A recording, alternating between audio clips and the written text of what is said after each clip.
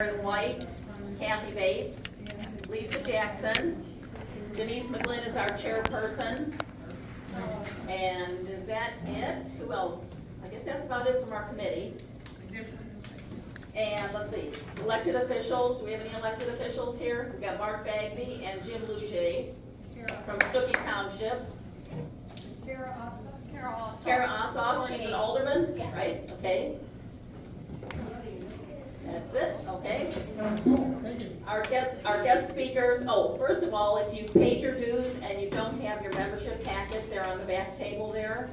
And also, if you were one of the winners of our Christmas lighting competition, Denise has the prizes over there. So our guest speakers tonight are Misty Clemens. Would you like to come up here, Misty? Misty's a licensed clinical professional counselor.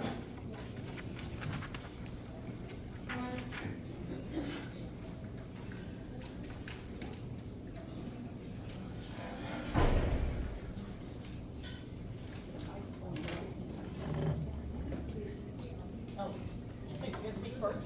No, yeah, Okay. she's gonna be the longer end. Okay. Good evening, everyone. My name's Kathy Arnold. I own PMA certified testing.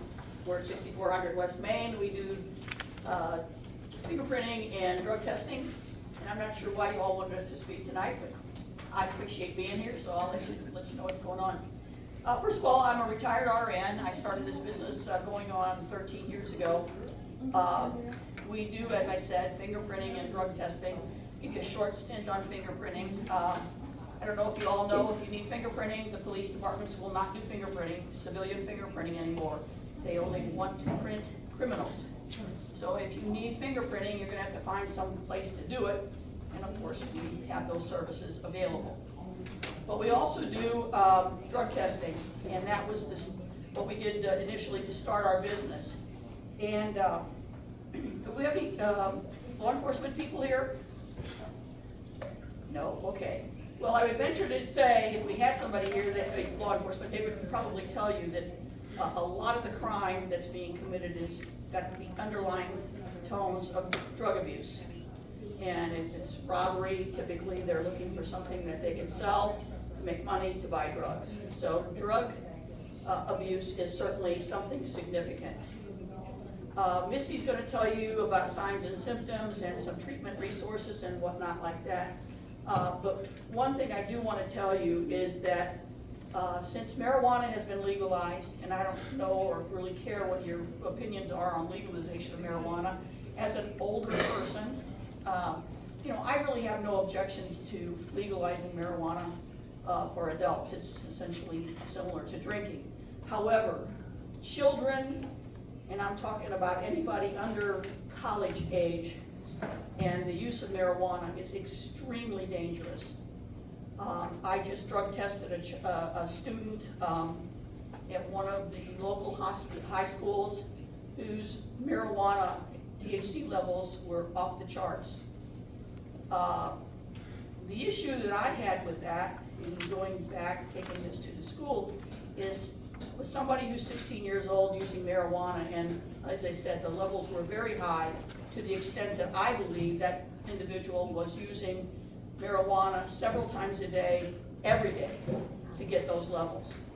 And so what was indicated was for this individual to get immediate intervention, because somebody that age is going to get very tired of whatever high he or she gets using marijuana, and the next step is going to be using something else. So if you all know of any child, and I know kids in high school don't want to be referred to as children, I didn't either when I was that age, however, they are still very much children, their brains are still being developed. For them to be using marijuana, even in small amounts, the big danger is, as I said, is they will quickly tire of the high they get with marijuana, and they will also quickly look to other sources of getting that high. So again, it's very, very important. So as I said, Misty is going to talk a little bit about the signs and symptoms, what to look for, also what to do. We'll give you some information on resources that you can contact. You can always contact our office if you need a resource, and I'll leave my business cards. Don't ever hesitate to call us for anything we can do for you in that regard. But anyway, thanks for your attendance tonight.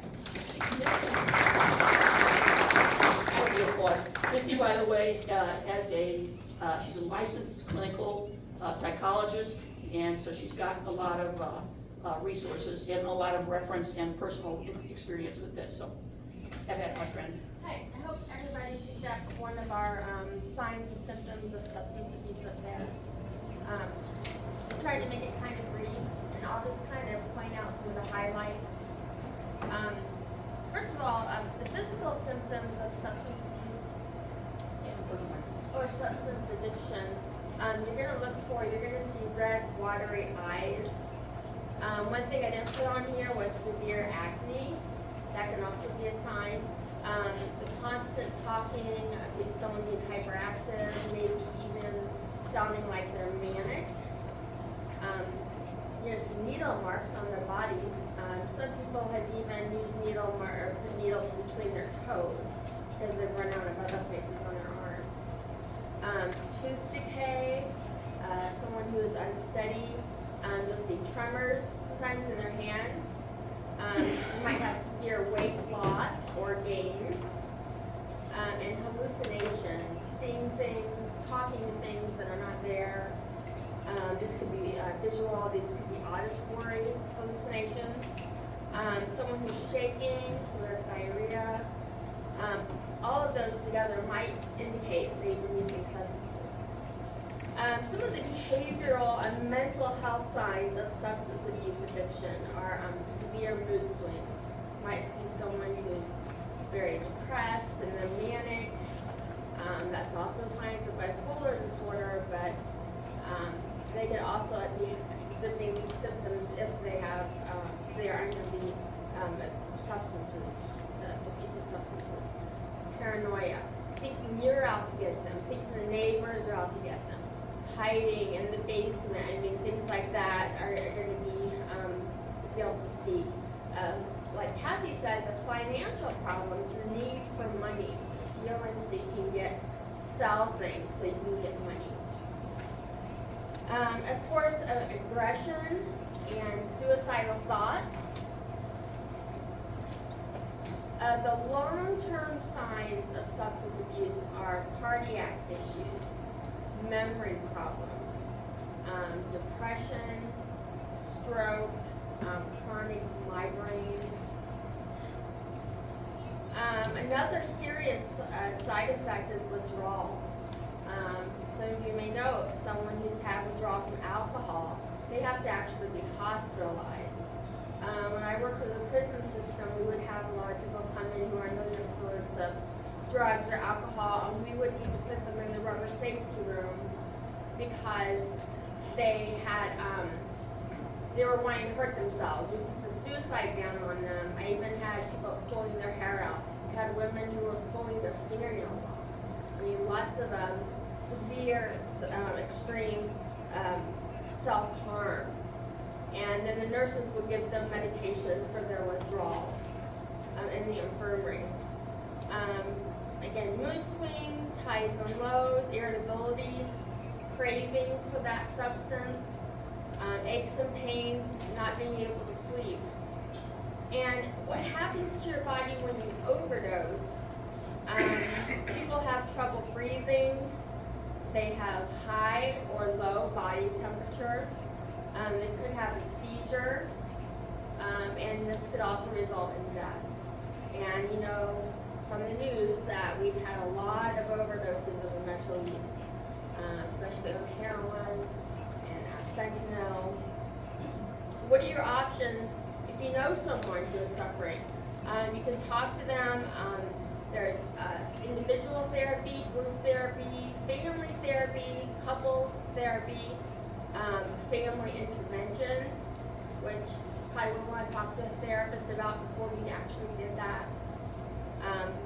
They might need to be admitted to a hospital. There's voluntary admission where they admit themselves. And then there's also involuntary admission where they are admitted by the courts. and someone would have to, protest, or write up a commitment to the court, usually a psychologist or an attorney, for them to be admitted, and that's usually only if they are, willing to hurt themselves or hurt others. It's very hard to get an involuntary commitment.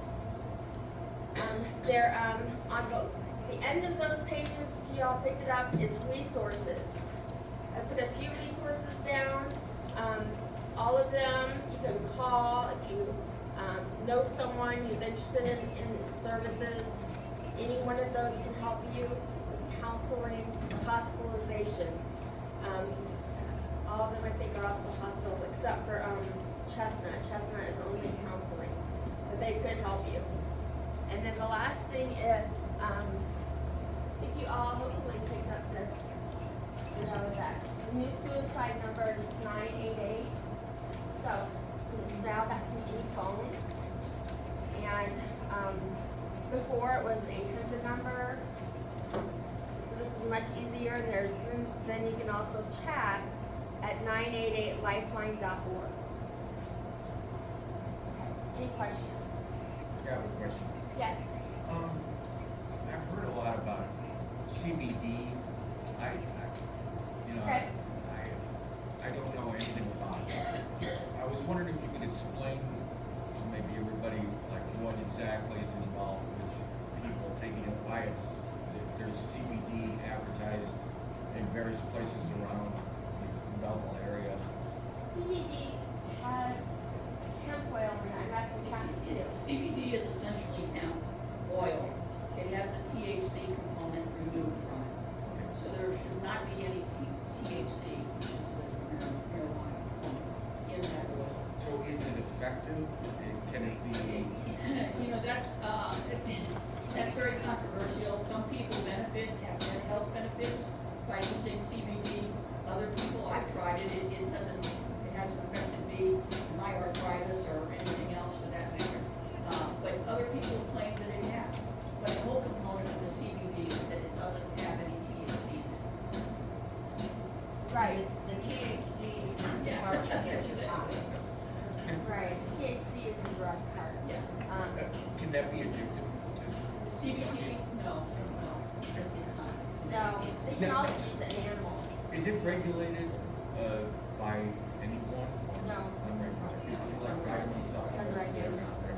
You can get online and order. Have you had any like experience with patients that have come in to your facilities and had problems? Well, no, I haven't had anybody who's had problems with it. However, I did have a counselor who came in who does drug testing routinely, and she was having some of her clients coming in testing positive for marijuana, but they're saying, oh, I only use CBD. So she came in herself, took CBD for 3-4 weeks, came in herself to be tested to see if she tested positive for THC, and she was negative. So she said, okay, now that I know that, I can go back and tell these people you're giving people, I don't know what. So, that's the only issue that I've ever seen. I've never seen anybody come in with any problems associated with taking CBD.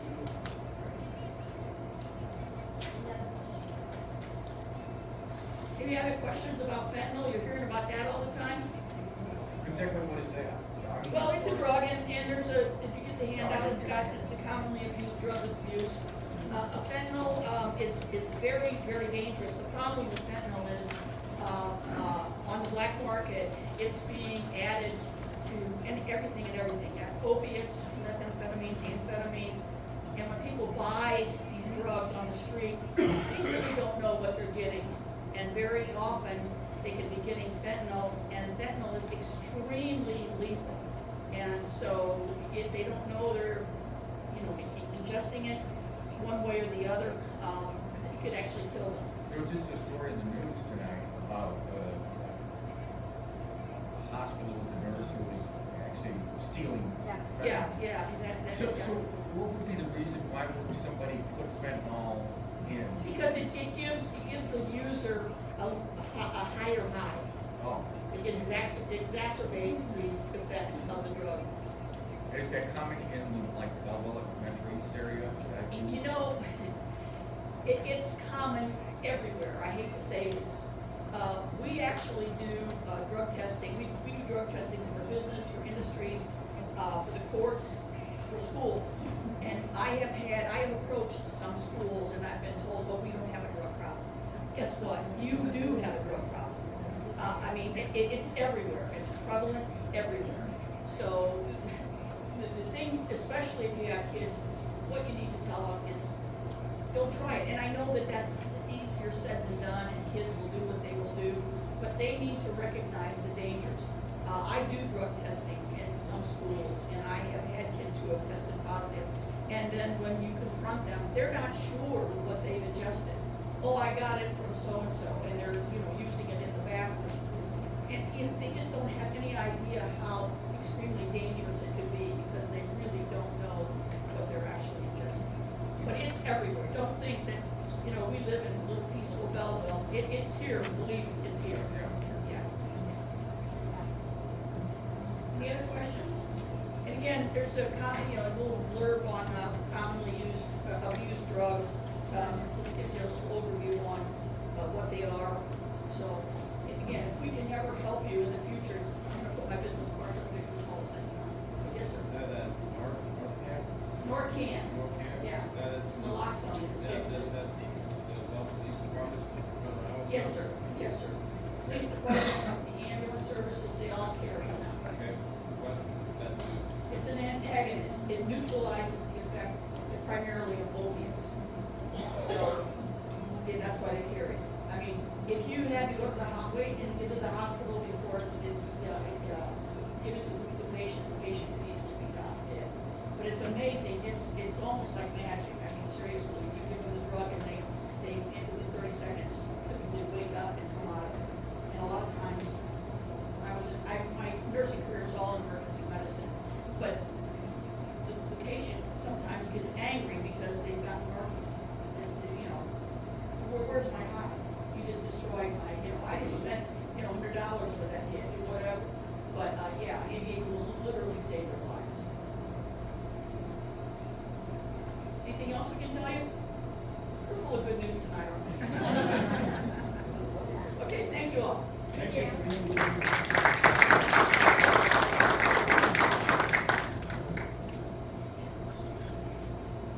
There's a lot of good information there, and, it's not, we're a bunch of mostly older people, but we all have grandkids, and it's good to keep an eye out for some of those symptoms, maybe.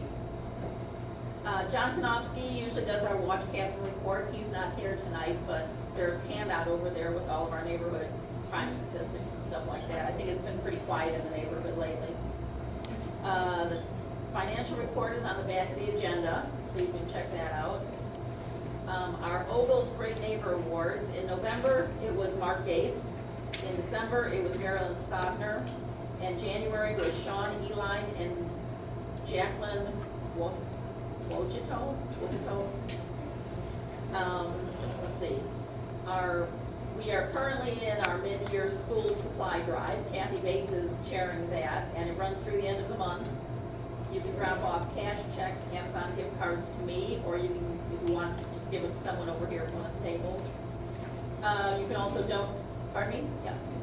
If you have, I was repeating the question, and I have a lot of stock. Things, Perfect. like, can you just drop off? Yes, absolutely, yes. Kathy Bates, I couldn't hear what she said. she says that she used to be in schooling, and she's got a lot of supplies that she'd like to drop off. Or if Kathy, can you pick them up? We have a copy of our list of what we asked for, if you want to look at it. Okay. Maybe you talk to her after the meeting. All right. You can also donate through Zelle to Ogles Watch. And the Amazon wish list link is on our agenda, correct? The flyer over here, okay. Our large item pickup in Belleville, City of Belleville and Shippey Township is going to be this spring for both Belleville and county. We do not have a date yet because they usually just tell us a few days before it's going to happen so that other areas don't come and dump all their stuff. Yeah. Oh, let's see. Oh, Mark Bagby, would you like to speak about the referendum? Mark's gonna talk about, for Stuckey Township, we would like to put a referendum on the ballot this April for trash suppliers. There's a handout for that too. Yeah, there's a handout in the back. It's also on the Ogles Watch Facebook page for those in Stuckey Township. On average, we get probably 3 to 5 calls or emails a week about people complaining about trash service, and the costs just keep going up and up and up. I've worked with a couple different neighborhoods over the past about 2.5 years to work together when you have strength in numbers. And so they worked together, and for the whole neighborhood, whole street, went with one trash hauler, and it dropped the price dramatically. There was somebody in Ogles willing to go around and get a couple hundred signatures to force it on the ballot. She came to the board and said, hey, can you guys do something instead of me walking down the streets getting these? And there is a way we can do that, which we did in, I believe it was November. The board discussed it and approved to put it on the ballot on behalf of the citizens. So April 4th is our next election, and there is a referendum on there that, if passed, would allow the township board to put out for bid and then contract with a single trash hauler for the entire Stuckey Township. So that's over 4,500 households from Mine Hall Road almost to Millstock to 161, Frank Scott Parkway and stuff, everything that's in Stuckey Township. What that would entail is everybody would have to at least have trash service, and then anything else would be optional that you could add on, like services you may do now, like recycling, yard waste, or dumpster service. But it would take, while it would hopefully bring that cost down, it would mean that everyone would be stuck with a single trash hauler. But then too, as complaints come in and stuff, at a larger scale, we can deal with that and have some penalties for the company if they're not providing a good level of service. We've also seen in the past couple of years, like for instance, Villa Hills, over by where our office is, Republic was one of the trash haulers. They didn't have enough service in the area, so they just backed out totally. And so people then had to scramble and find another service. Or we see a lot where, the three of you might live next to each other, and you're paying $10 a month, you're paying $25 a month, you're paying $50 a month for the same company to pick up, the same amount of trash, which is just kind of crazy. So again, this is hopefully bring the price down. A lot of questions have been, what's this going to cost? Well, until it passes, we can't contract, so I can't tell you what the price is. But Swansea and Fairview Heights recently did this consolidated trash service for their community, and on average it was $17 to $18 per month for trash and recycling. So we think we would be somewhere in that range. When my neighborhood did it, we're in year 3 of our contract. We're at about $15 a month for trash and recycling. And we know for 5 years what our price is, goes up 3% each year. So we're able to tell everybody, hey, for the next 5 years, here's what you're paying year 1, year 2, year 3, etc. So if you want to hopefully save some money, vote yes on the referendum. If you don't, that's fine, vote no. Help get the word out. We cannot, because it's a political issue, we cannot send out a letter explaining you can't spend any money, taxpayer money on it. So that's why we're just doing a flyer and meetings like this to let people know that it's going to be on the ballot, and if it passes, then we'll go down to the next step of contracting for service and putting information out there of what those costs are and such. Any questions? Will they give you a special rate for the other 2 things besides trash, like recycling and yard waste? Yeah, so at least from what we've done in the neighborhood, in the smaller neighborhoods, we contracted, or we sent out a proposal, and all those services, we got rock bottom and locked in. Typically you have to do about a 3-year for them to say, okay, yeah, we'll do that and give you the better pricing and stuff. But yeah, all that would then be laid out that, again, basic trash service, everybody would have to have.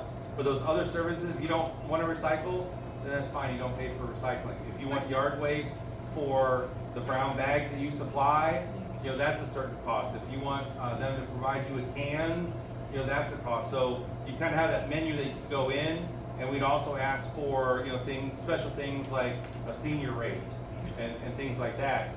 That's all in the negotiation part.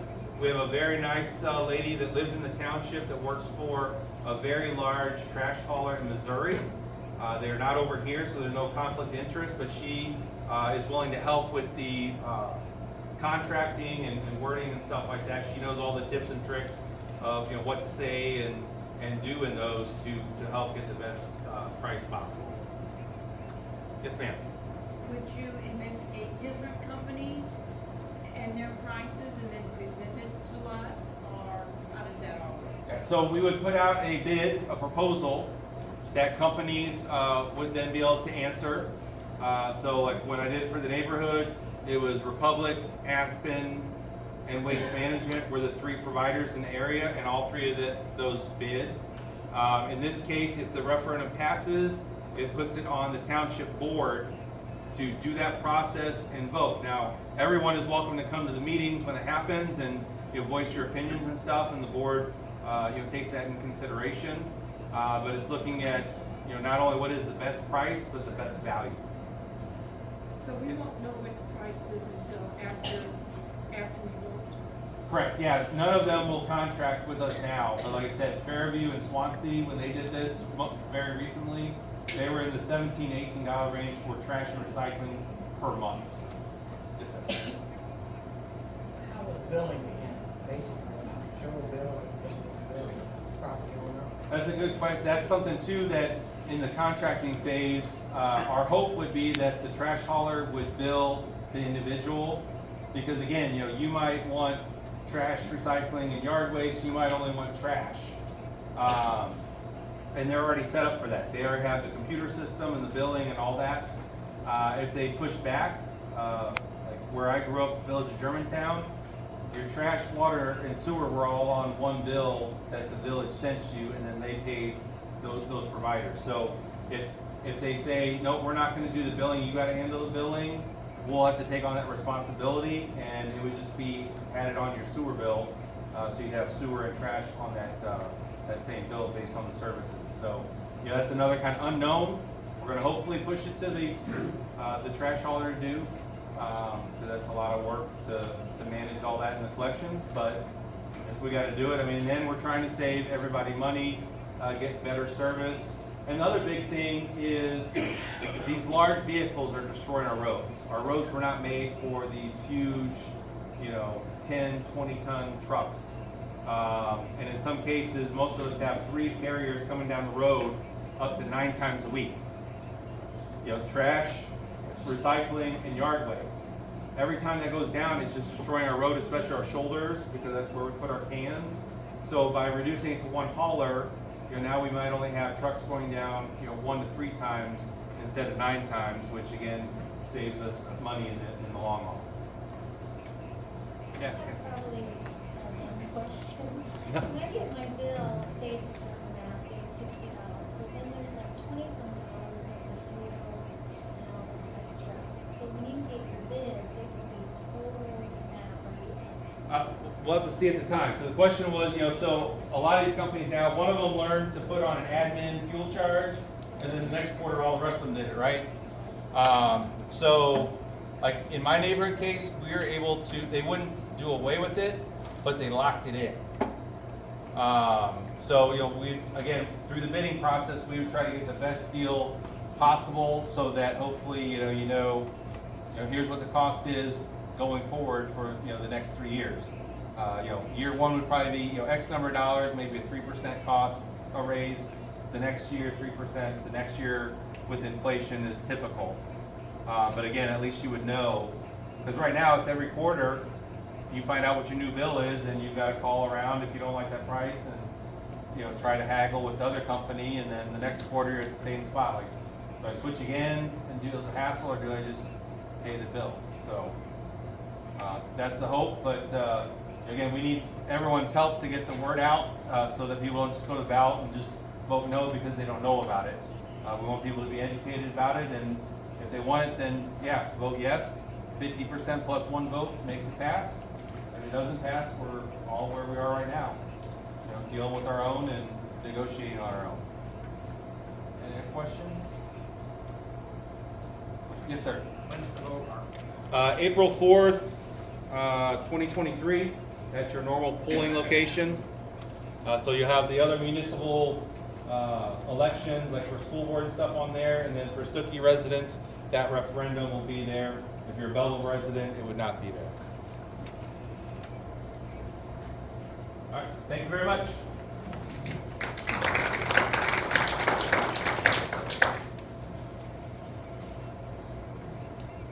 Thanks, Mark.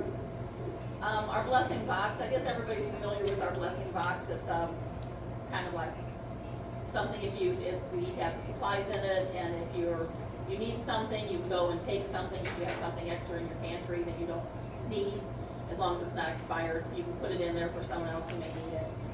We're in our winter guidelines currently, nothing that can freeze, so no liquids except hand sanitizer. We currently need bar soap, chapstick, razors, trash bags, hand warmers, that's a good idea, sauce and soup mixes, and box meals. If the blessing box is full, please do not leave items on the ground. Save your donation for another time, and you can always, if you don't have time to go out and get something, you can always go on Amazon wish list and buy something, and then Stacy Hudson will take care of that. We had our Christmas outreach collection. We were able to supply gifts to 3 families. We collected $1,900, and we were able to help 3 families, one each from MG School, Harmony, and Ellis, and we gave them a gift card, cash, candy, and games. We had our Ogles holiday lighting contest. The grand champion was the Beckleys. First place was Marie Sanders, second place was the Newmeyers, and third place was the Eckers. If any of you are here, Denise has some of the ornaments that we use as prizes. We have our attendance prizes. We have tonight we have 3 $30 Schnucks cards. And I know, that's what I thought. and 3 2-week memberships to the health club, Belleville Health Club. So Zoe, do you want to come up and pick some numbers? Oh, does everybody have a raffle ticket? Did everybody get a raffle ticket when you came in? Yeah. No. Okay. Reach up there, grab one. This one. There you go. 806-7041.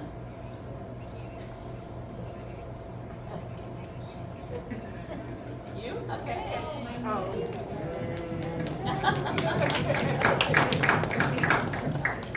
So, take a pick. Welcome. You're pretty good at this. Really a natural. Thank you. 806-7042. Oh, I'm kidding. Maybe I'll just mix these up a little bit.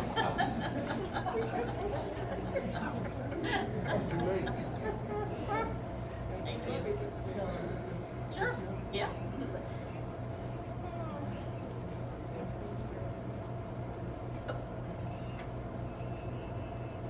806-7054.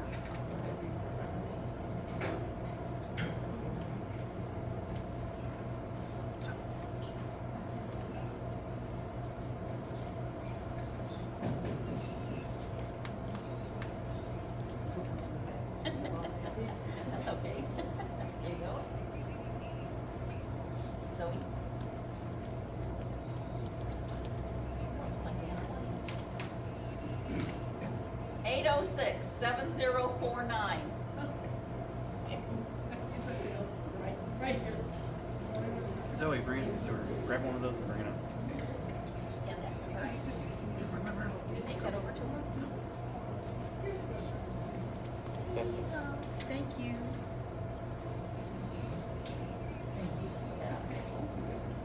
Next one. 806-7052. 7052. Going one. 7052.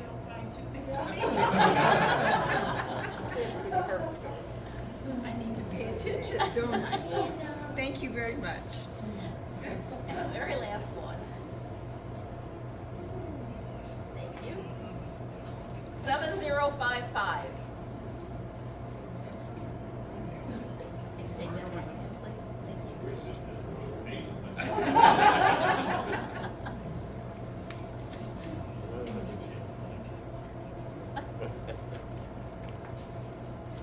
Okay, and that's pretty much it. We have our upcoming Ogles Watch events, and they should be listed on the agenda there. Do you have any questions? Anybody have any questions for any of our speakers or any of the committee members? Yes? I just wanted to introduce myself. My name is Tim Slattery, and my father had a house built for him in Ogles. Can you stand up, please? Oh, excuse me. My father had a house built for him in Ogles in 1960, Springdale Drive.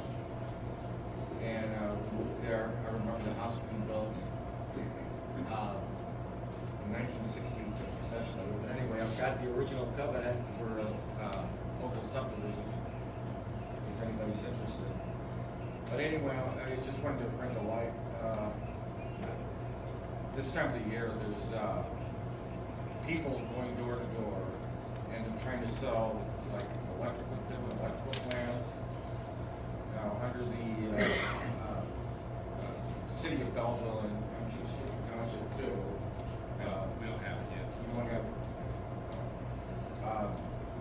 there's an aggregator of electricity, a municipal aggregator, I think it's Constellation, which was chosen by the city in order to provide you electricity. It's different from the distributor being Cameron, but you still get the same service. Anyway, I've gotten hit by two of these folks already, and one of them was Illinois Gas and Electric. And my wife said, "What are they doing?" And the salesperson was kind of vague on what they were doing, but they promised to be this per kilowatt hour, and it was so. After they left, I looked them up online, and apparently they're kind of shady. So you really have to watch out for that. And she was given a smooth sales pitch, but then I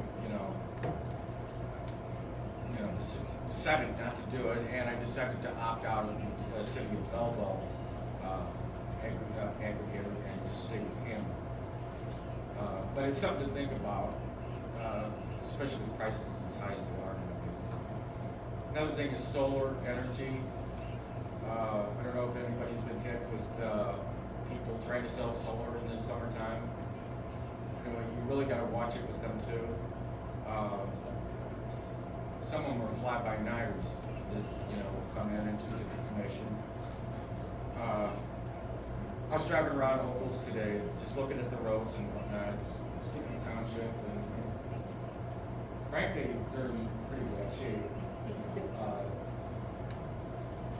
I don't know why certain parts of Ogles have curbs and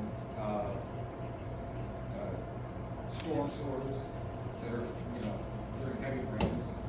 The curbs directly water course into the storm sewer, and some places don't. And it was like totally random. Like even Southgate, major parts of Southgate don't have curbs.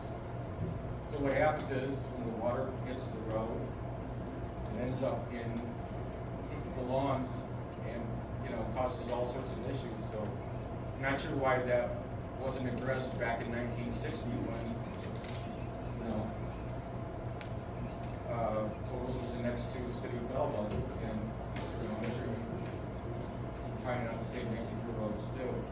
But the curbs were in terrible shape, and I hope our politicians can address this at some point. I'm not asking for concrete streets, which we really should have had. I mean, the house I'm living in now was in my family for 62 years. And it was oil and chat the first year. Then we moved in, and there's still oil and chat in the same road, Springdale. So I'm not sure why Ogles was kind of left out of the equation as far as the city is concerned. But I don't know why Stoughton Township, maybe you can answer this part. Ward 8's boundaries in Ogles go all over the place. It's like, do you know the history of why, or why was? It's a mix. I mean, the city annexed different properties. Some of it was, somebody was the squeaky wheel that wanted it. And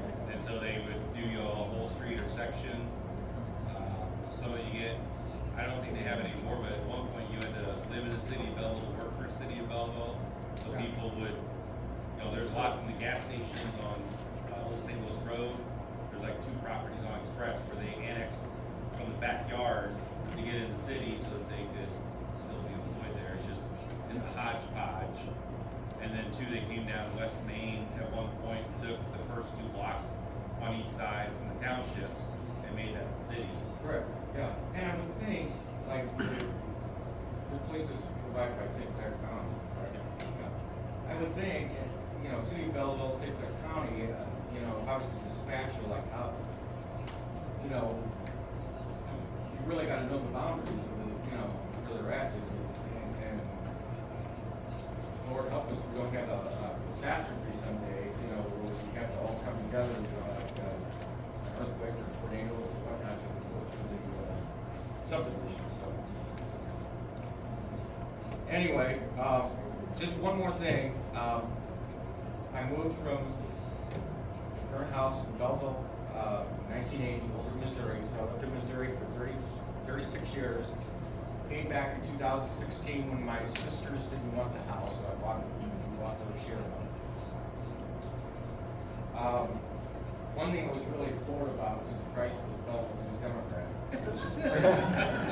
I mean, it's absolutely nuts. So. You mean those 2 sheets of paper? Yeah. It's unbelievable now. See, like, the problem I have with the price of the Belleville News Democrat is, like, these legal notices, they can, like, if there's a court, wants a legal notice, put somewhere, you can put it in the newspaper. Well, how many people can afford to subscribe? Myself, I think it's just outrageous. So what I've done, I called the Belleville City Library, and I got a card, and there's an online resource that gives me the Belleville News Democrat for free. I don't have to pay anything. So anybody that's got in the city of Belleville, they can get the Belleville News Democrat for free. You can look at it, it's exactly like the print edition. So you can scroll around, you can look at the legal notices, you can look at the editorials, you can look at local news stories and whatnot. But yes, the local news stories have severely went way down. When I was growing up, that was the resource for us. Sure. Thanks, Tim. We've got one other person who'd like to speak. Wanda is going to speak a little bit about comprehensive behavioral health center. Good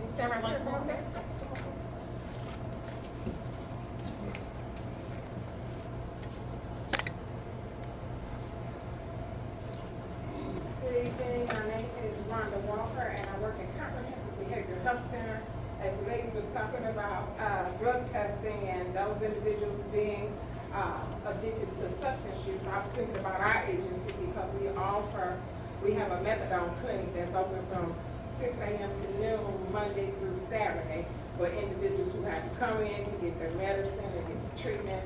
We also have a 24-hour residential service for individuals who are trying to kick that habit of whatever substance they're on. And it's a 30-day program. It's in 505 South 8th Street in East St. Louis, but it's for St. Clair County. We also offer outpatient behavioral health counseling. We have a parenting for success component to our agency that deals with individuals. That one is kind of new to, so I'm going to read, and I left some where my husband is to raise your hand, some flyers.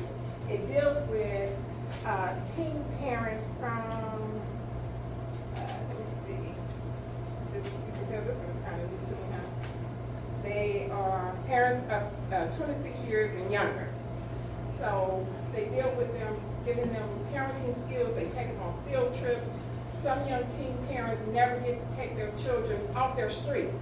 So they take them to different environments to let them see other things outside of their community. They give them coping skills. They give them movie nights.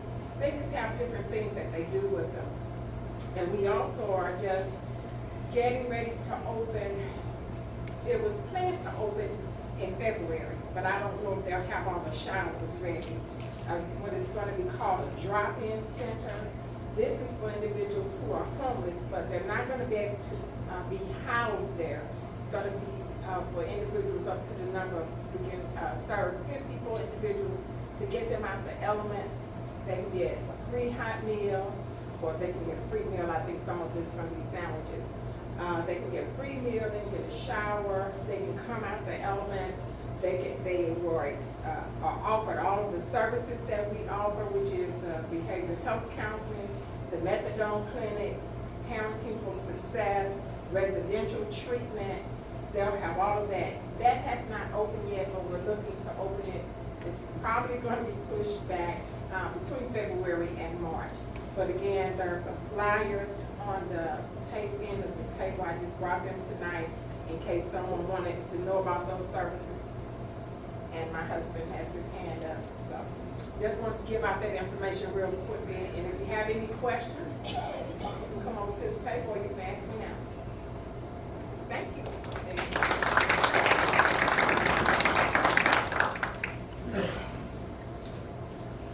We have a lot of resources available to us. That takes care of the meeting. I appreciate all of you coming out, showing interest in our neighborhood, and everybody have a safe evening, and we'll see you next quarter. Thank you.